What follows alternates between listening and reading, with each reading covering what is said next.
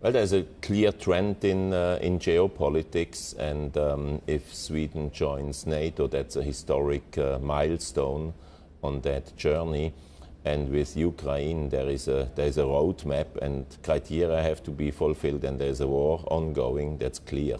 But these milestones are very significant for the trend in geopolitics, and I think that the Russian president, and by the way also the Chinese president, they could learn quite a few things from President Erdogan in Turkey, who is achieving basically all his political and strategic goals by being very pragmatic and very flexible.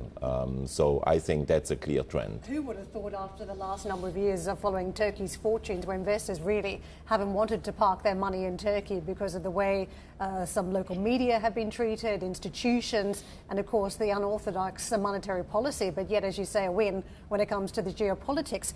One of the measures that seemed to be tradable here from Erdogan was EU membership, that if he offered up support for Sweden's accession to NATO, then EU membership should be back on the table. The Germans have pushed back against this. What is the potential? Because let's face it, globally, countries have been asked to choose a side. So why shouldn't he join Europe? Absolutely. I mean, he's very flexible, but he has a strategy. And he was throwing the EU into the ring yesterday.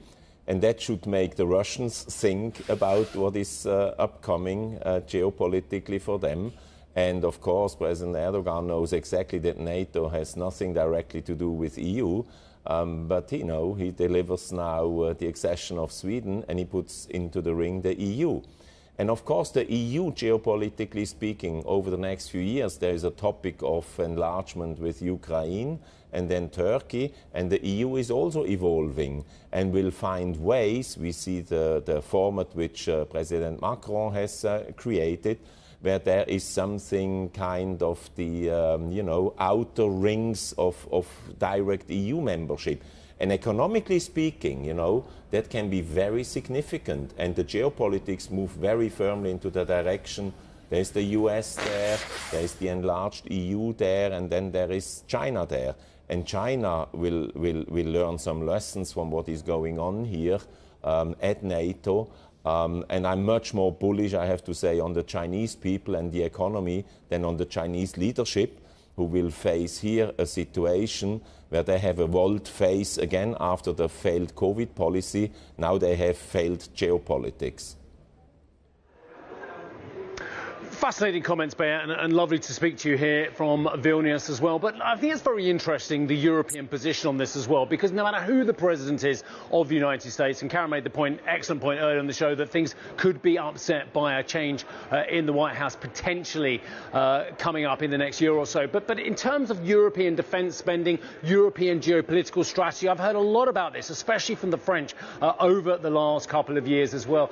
How is that going to change the world if Gentiloni and Le Maire and Macron's comment about actually we have been a sleeping giant on the geopolitical front in Europe for a long time, we are an economic giant, but we haven't been a geopolitical giant? Do you think that actually a more muscular Europe on the global stage has big ramifications? Well, I think it will have ramifications.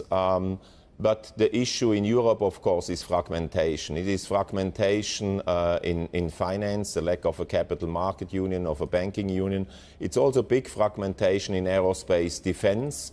That has not happened. But I think that these geopolitical trends here, the global West here, really prevailing and winning this economically, politically, and also in defense, will have a steady kind of trend towards a bigger development in Europe of consolidation and bigger players in finance, in technology, aerospace defense.